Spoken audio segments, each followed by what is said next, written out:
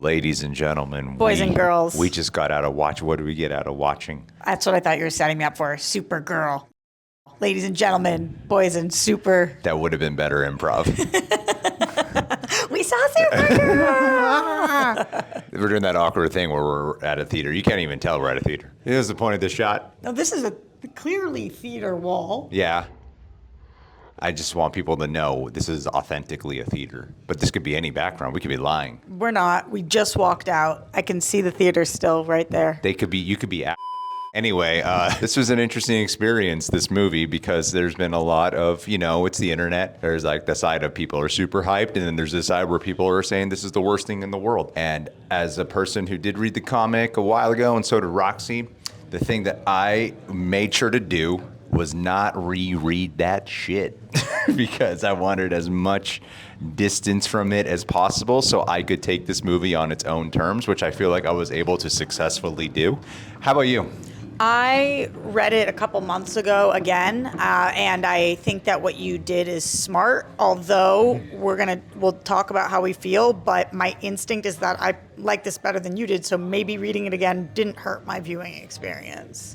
Yeah, I mean, there's people I know that it was a mixed bag of opinions when we left the theater. There was a lot of people who really just didn't. I think most people were in the middle, but there were some people who loved it, and there were some people who were like, this really wasn't for me. I could feel that while we were watching the movie, I felt as if the movie did not fully have its audience. Sometimes in these screenings, you can tell everybody is all on board, and it did feel throughout like people weren't quite sure when to laugh, if to laugh. They weren't quite sure when to cry, if to cry, or how to feel. That was not my personal experience, but reading the room, I was like, oh, I can tell this is a mixed bag right now. Yeah, 100%. You're totally correct about that. Well, to kick it off then. Yeah. What did you think of title character Supergirl, played by Millie Alcock? So I've seen a bunch of different iterations of Supergirl, right? I watched every episode of the CW show. We've seen her in various animated and live action things in the past, and most recently with Sasha Kaye. But now watching Millie Alcock, I feel like this is the first time that we're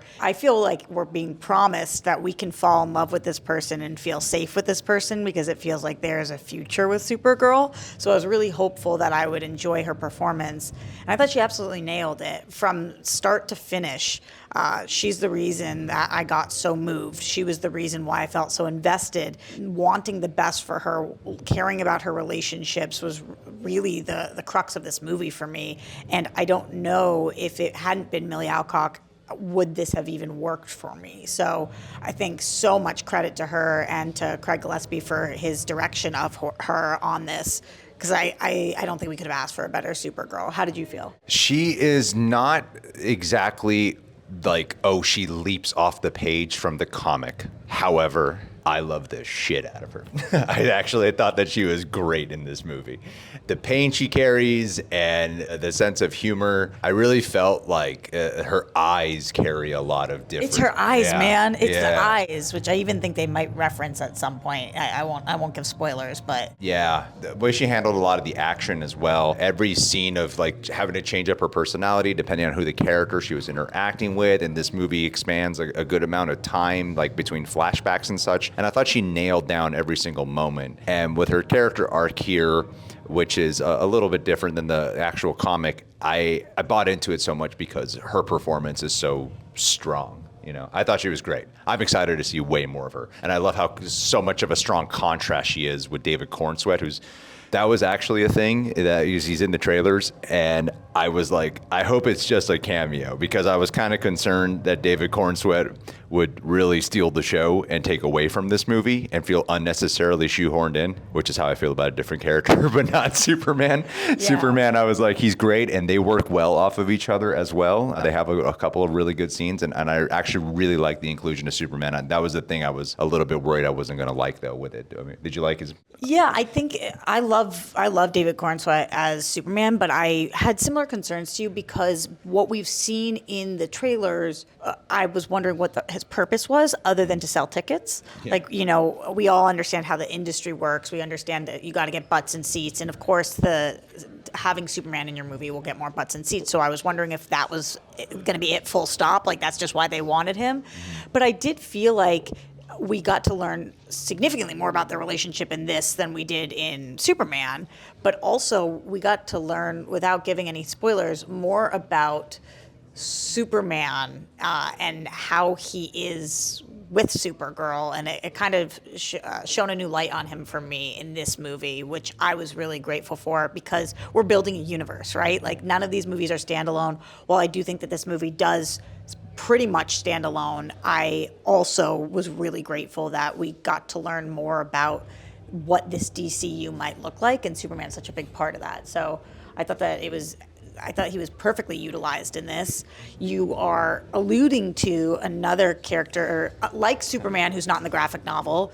There are other characters in this that are not in the graphic novel. I am curious your thoughts on Lobo in this movie, who I know you think looked like a Kiss cover band person in the trailers. I think he looks a lot better in the movie. I think in the movie he looks a lot like you got a lot more you're dealing with, and the fact that they can really enhance the red eyes, I think elevates a lot.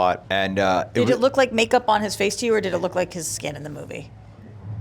I bought into it as skin. Good enough. Okay, great. Yeah. Well, the movie has like, I will shout out, like, there's a lot of amazing makeup in this film. And I was really appreciative of, like, when you're getting this much alien creatures, like, oh, this is really cool that they're throwing down a lot for, like, practical makeup effects and stuff. That felt very Star Wars to me. It was extremely Star Wars in that sense. So then to have, like, Lobo show up, it made it easier to just kind of, like, buy into it. Whereas, like, the trailer marketing was, like, a lot of humans and then Jason Momoa and Kiss makeup. And so very fair. Yeah. Very fair. So within the universe of it made it easier to buy into. Yeah, he's definitely not the most out there looking of the people that we see. For sure not. And simultaneously, though, like, it's weird. He is exactly. It's that strange paradox of fan casting, because you're like, yeah, I see Jason Momoa and stuff. He would make a perfect Lobo if he's just Jason Momoa. And then he does that, and you're like, but he was just Jason Momoa. Like, it doesn't. He vocally wasn't fully Jason Momoa. But there was a little, like, twang or something he was doing.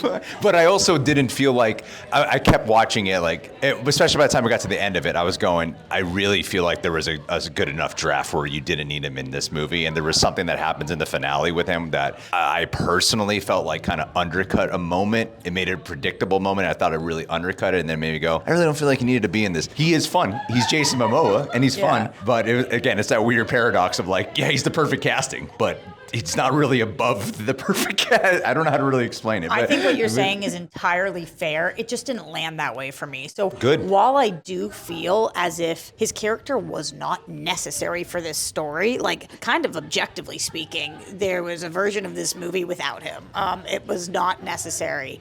But in terms of the world building that I've been talking about, I want to know who our players are. I want to know what our dynamics are. And I thought that Jason Momoa absolutely nailed this performance, and I could see why we wanted to introduce this dynamic. He also does come in handy several times in ways that I wonder what the movie would have had to do in order to explain themselves out of certain situations had he not been there. So I feel like he did contribute to the shortened length of this, because otherwise, specifically with Ruthie and with Kara, there are situations where I'm like, oh, that would have taken a long time for us to deal with had he not been there. And I did appreciate how tight this film was. You know, at an hour and 47 minutes, I know some people have been saying that that's too short for this story, but I would much rather a movie be an hour 47 than a movie be 2 hour 37, you know? You are not going to like my feature films, Roxy. They're all 3+ hours. I'm sure I've read your script. So, Ruthie. You're a strong writer, man. If you guys, thank you. If you guys don't know. You're welcome. Should we talk about that?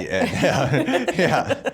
So if you guys don't know the plot of this, a person's father gets killed. Oh, not actually, no, that's the comic. The father. This is like a whole family. I don't know if that ruins it. There or was not. a lot of I mean, it's very plot. early it's literally on. like the beginning of the film. And you see a little bit of that in the trailer. So she wants revenge. So she enlists Supergirl, but then Krypto's also hurt, and they also need the same bad guy in order to save Krypto. So it's like, yeah, now we're gonna go on this cosmic adventure. I thought that was smart, though. Some of the convences of why we're all looking. Totally. Yeah. How you doing, man? What's up? Josh, hey, what's going on, man? Nice to meet you. This is Roxy. Hi. Hi. What's your How you guys name? doing? Josh, nice to meet you. What are you guys watching? Hi. I haven't What's seen it your yet. name? No, that's right. Did you like it? Did you like it? What's your name? Abraham. Nice to meet you. This is, yeah. What are you guys all watching? Thanks. This is a nice surprise. I don't know what's happening. This is crazy. was it? Yeah. This has never happened in my life. I haven't seen it yet. Yeah, it was really good. Oh, good. Okay. Good. Oh, really? Oh, this makes a lot more sense than, yeah. That's really funny. Oh, that's awesome. Nice to meet you. Nice to meet you. Have fun. Cool movie club. Bye. So, Ruthie. God damn it, we're so fucking cool. We're so popular. That was cool. You That was started a, something. that was a man. lot of people. That was so cool. Do you know what Abraham said? No. He was like, "Oh, I've been loving you guys since your ballerina trailer watch along." It's like that's very shit. specific. That's a That means specific you shit. actually remember. That's crazy. Remember who you are. Okay, I'm back with you. I'm back. Well, Ruthie. Ruthie, what'd you think of Ruthie's performance? Okay, so I think that this. We're really at a theater. I know. I think we hired all these we didn't background prove actors. it. Proving it now. I think that Ruthie is a big challenge because, first of all, she's so young, and what her role in this. When you read the graphic novel, I think sometimes you're like, okay, if you cast her, she could be a little annoying. She's a little needy. Like everything she does, it feels very much like little sibling vibes.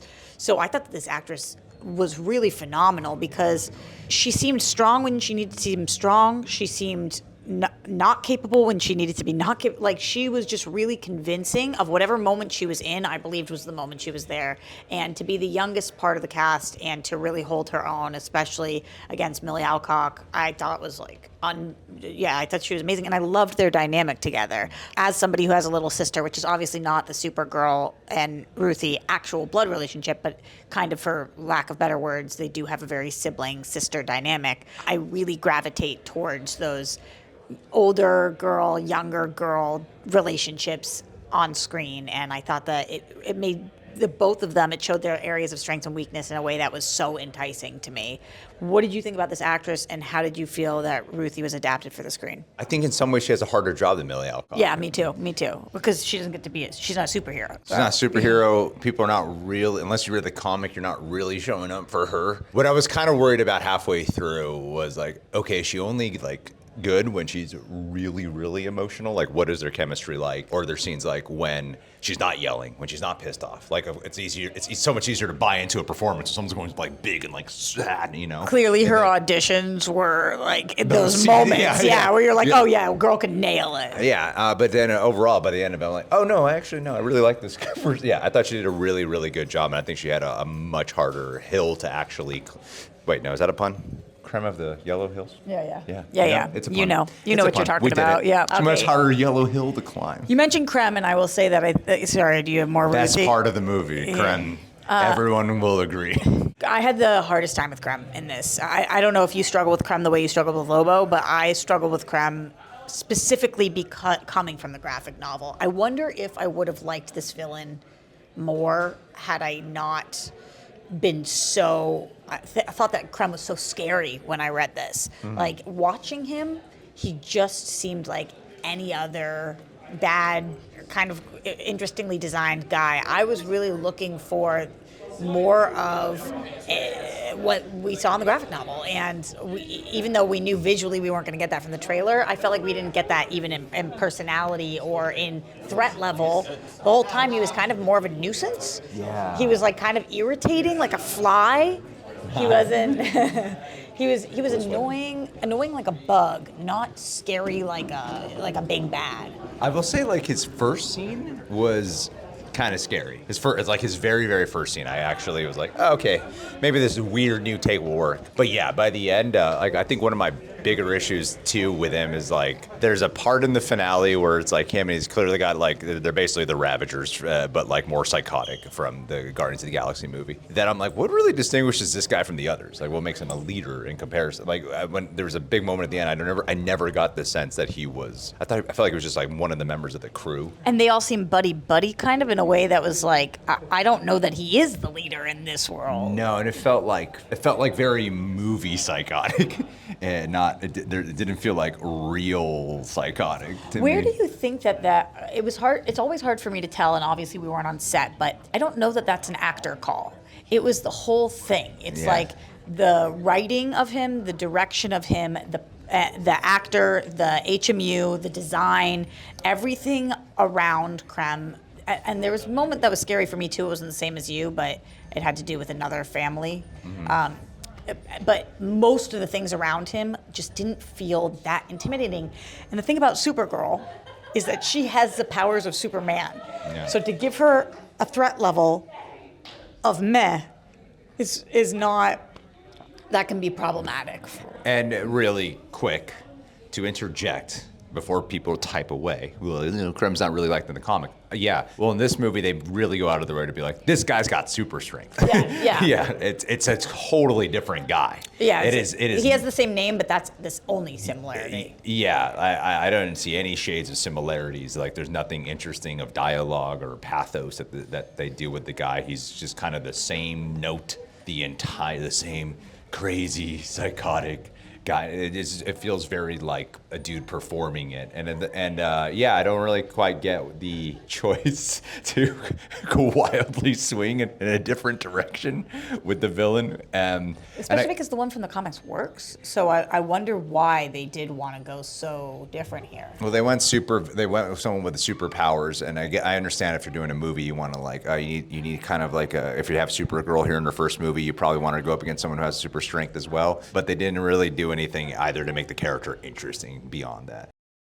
This video is sponsored by Kalshi. Now look, when the sponsor is literally asking us to argue about whether Hulk will be in Avengers Doomsday or not, that is dangerously close to what we already do here. It's a part of our natural habitat. Now, for you guys who are unaware, Kalshi is the largest prediction market globally. They're federally regulated, legal in all 50 states, and lets you trade on real-world outcomes. I personally, over the past few months, I've been using it as like a live fandom temperature check, not as some crystal ball, but as a way to see where people are actually putting their confidence. As you can see on screen right now, when it comes to this question, their Avengers Doomsday cast market has Mark Ruffalo as Hulk at 59%. Oh, this is fun too. They have Halle Berry as Storm at 52%, and Gwyneth Paltrow as Pepper Potts returning 50. I didn't even know people were actually considering that. So yes is around 52 cents, and no is around 49 cents. And I actually like how specific the market rules are because it's not just vibes. This resolves yes if Marvel officially announces Ruffalo, or if he actually appears as Hulk in the movie itself. Let's treat this like a real Marvel debate. Yes side, Hulk still has unfinished MCU story. I mean, Ruffalo's been part of the Avengers DNA for quite some time now, and if Marvel is going full event movie insanity with Doomsday, it would not shock me or anyone else if they brought him back. I mean, we know he's going to be in Brand New Day. On the no side, the movie is already quite packed. We saw those chairs. And I'm sure there's like other characters they haven't announced yet, probably other returning legacy characters. So maybe Hulk gets saved for Secret Wars, which, if you've read the comic, you know Hulk plays a part. I'm personally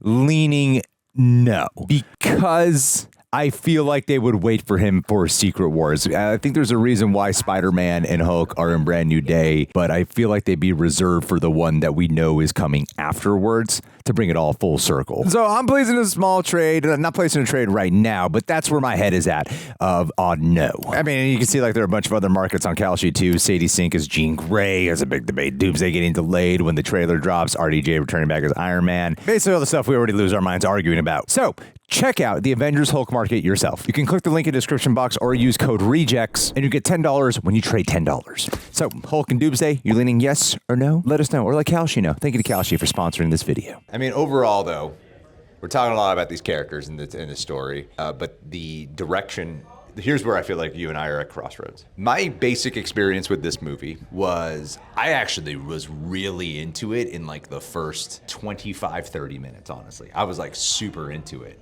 Then at a certain point, I started going, wait a minute, why am I kind of getting bored? And I didn't know why I was. And right now, even now, I'm like, I'm not even sure what it was. I just started kind of checking out. Do you know where it lost you? It was a little bit after because a big part of this movie is like, and the world of the story is she goes to different planets and certain types of suns can inhibit her powers. Okay. So when the story starts off with her on the red sun, she doesn't have any powers. So by the time she gets her powers, and a little bit after that, when I really felt like the movie should have picked up more steam, it's like the part where the steam continues to carry is when we're with Millie Alcock's performance. I feel like I think Millie Alcock's so good. The Krypton background story is like really interesting. They changed stuff from the comics, which is up to debate for people. I have a huge question about that for you, but I don't even know if I'm able to ask it. Is it about her being younger? No, it's about. We can chat about it after, and then if we ever do a spoiler thing on it, then I'll say my thoughts. Like I felt like there was just something about like the middling aspects of it where everything just started feeling a little bit by the numbers and just not as emotionally encased. It wasn't like I was high and then it plummeted. It kind of just went like, oh, I'm really, really enjoying this. And then at a certain point, it's like, okay, now I've kind of been mainly at a neutral line and my pulse and heart are not really like going that up or down. There was a couple moments where I was a little moved emotionally, like Krypto stuff and parts with their family. And like Millie Alcock is so good throughout the whole thing. And like the action is entertaining. It's not like the most standout action in the world. It's like reasonably entertaining action. And yeah, the finale, I was like, if there's one thing they change, like I was able to get distance, but they make a big change with the ending that was the only time in the movie where I was like, I really don't like this. I really don't like what they changed here. I could see completely why you feel that way. You and I had the absolute opposite experience with this movie in terms of this started for me a little bit slower, where I was like, okay, when am I going to feel that emotional investment that I felt reading this? And it only went up from there. Like for me, the third act was the strongest. But then we definitely disagree. Yeah. Even though there was one action sequence with a very famous song in the third act that was a cover of the song. Same thing happened to me in Superman, where we had a big action sequence with a song that I knew very well.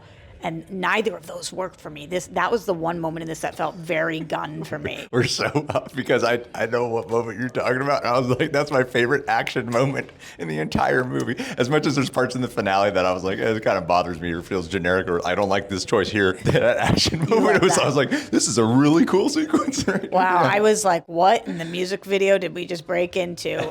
But that being said, by the end of this movie, I felt so emotionally invested. I was crying. There was a few lines that were being said that I was like, that especially something that Supergirl says to Ruthie, where I was like, that's the whole point. And I understand why something might not have worked for you, especially when we keep hammering in the point of Supergirl and what Supergirl is meant to be and who she is supposed to be. But for me, this is my Supergirl. This is who I felt like. She's a little messy and not everything is perfect. But I loved the choices they made in the third act to the point where I was like, yeah, man. While I was watching the first act, I was sitting there thinking, I hope this movie can get me. In the second act, I was like, yep, they're really getting me. And by the third act, I was like, okay, yeah, the movie, I'm sold. I'm super, super sold. All right. Well, there you have it. I'm curious if people have such opposite opinions of us. Like usually people agree at least like this is the strongest act. You and I feel differently here. Yeah, but again, it's like every opinion on the internet is so black and white. It's really hard to try to explain nuance because I'm trying to be like, but no, there are parts in Act 2 middle chunk where it's like, oh, when we started exploring like the background of Krypton, I was able to successfully divorce myself from what they do in the comic and accept what they were doing here. And I actually liked what they did here. When I look at the comic and remember it, I'm like, oh yeah, it was way more like devastating and powerful in the comic. It was. But I was able to stop thinking. I was able to not think about that. There's only one major change they do in the end that made me think of the comic, and I was like, "Oh no, I don't like this." And it's such a change that it really bothered me. And I get why. Yeah. I really do. It just happened to work for me. Yeah. And like I brought up my issue with you and someone else, and someone else also did say like, no, I actually like that ending too. So I'm but that someone else didn't know what the ending hadn't read the graphic novel. That's fair. But I also am wondering, like, I don't know if I would have agreed with this choice even if I did not read the graphic novel. I get why. I totally get why. I can understand that people are going to have extreme criticism of this movie. For me, I would rewatch this movie 15 times over before I would rewatch any other movie that I've seen in the summer season so far. Like I'm so intrigued by the dynamics, the relationships. The thing that worked the most about this movie for me is the fact that I love the graphic novel, and this story is very close to, other than the villain and the ending, it's very much like it still has that same heart and soul, and that's something I love. I have a couple questions for you. fair. As the animal lover of the two of us, Yeah. how did the crypto stuff work for you in this? They actually make a change in the comic involving crypto that I think was a smart choice for a movie about like the 3 days, and that was really serious. Like the mission was very direct. I'm like what they do in the comics a little bit. Could be convoluted, kind of. Yeah, I don't want to spoil it, but yeah, you need like a mini series to do that. So, but what they do here, it gives like a more easy to latch onto motivation. So I really liked it. But yeah, I think that was like pretty good so far. Okay. How about the music? Other than that one scene where you and I differed, because a lot of people have said that this is going to be too Gunn, and one of the main points of Gunn is soundtrack with action soundtrack in films like this. And obviously Craig Gillespie uses soundtracks Yes, he in does. everything I've ever seen him work on, but this one adopts a much more like melancholic tone. It's like at first I was like, oh, okay, are they gonna just kind of go for fun? But no, there's like kind of a sadness to this movie, and so you get different types of song choices. There are moments that feel derivative of Guardians of the Galaxy, but not as extreme as we thought. And there's definitely moments and I'm like, this is just fucking Mad Max. This is the Mad Max Fury Road. Like there's parts that they do where I'm like, all they did was just do what Mad Max Fury Road did with like certain plot points that are like you think about it. I've heard people actually say that now that I remember that like it felt very Mad. I don't feel like this movie feels very Mad Max. I think there are sequences and little aesthetics and a certain plot thing that's like, yeah, that feels out of Mad Max, but the movie doesn't feel that way. So no, I wasn't bothered by the music at all. I enjoyed the music. I thought the music was great. Yeah. I loved it. I thought it really elevated the movie, and it did give it more of a melancholy tone like the graphic novel has, which I really appreciated, because I was worried we were going to get a bunch of upbeat jams to comic this up. No, this movie is very like differently. I think it's cool to have a Superman and Supergirl movie, and Superman's very kind of like messy and fast and very hope inspired, and this is more like serious. Did this make you want to see more Supergirl, either as a character or in other movies? Yeah, I'm really excited at the prospect of her being a Man of Tomorrow. Yeah, me too. I feel like she's great in a way that surprised me, because it's not the interpretation of how I see Supergirl, but she really did her own thing with it while also honoring the key essence. How I feel about Corenswet. Like Corenswet's version, it feels that way to me, where it's like they found a way to make them feel very like a human being, while still being the essence of Superman. Then I would say the same thing about her here. I think she's excellent in this movie. Overall, it's hard for me to tell. Does this movie work for you? I know it's not like fully a fair question. It is but literally like it is. I had a fine time, and that's like the most boring opinion you could have. But I had like a very just. It's fine. I'm probably not really gonna think about it once we're done filming, but like that's really? About it. Yeah, I don't feel impacted by this movie. A lot of movies might do like the cliche comic book movie, and it doesn't even devolve into that. It's just there are executions with it where I just wasn't that connected with a lot of the emotional stuff, even though sometimes I was. I don't know. I was just middle of the road about it. Okay. I think it's like fine. I think it's a fine movie, and perhaps if I was actually filming a reaction, sometimes when I film a reaction, like with the camera pointed at me, I'm highlighting more of what I'm liking, so a lot of those stand out to me more, and Nice. I connect with it more. I could see that. So maybe if I was reacting, I might have liked it more. But It's also difficult when we're in a room full of critics and you can feel the energy of it losing people at a point. So I hear you on that. What would you rate it then? And then we call it a day. I don't know, what is the scale? 1 million. 10. In terms of how do I think this movie actually is, I think it probably is around 7. I liked it an 8.5. Like I was touched and impacted by this movie more than I thought that it was great. It has a place in my heart, and I really, really enjoyed my time with it, and I feel like it did what I was hoping it would do. But I can't sit here and say that it was a perfect ride, and especially the choice at the end that they make, while it worked for me, I do feel like it does underwrite some themes of the film.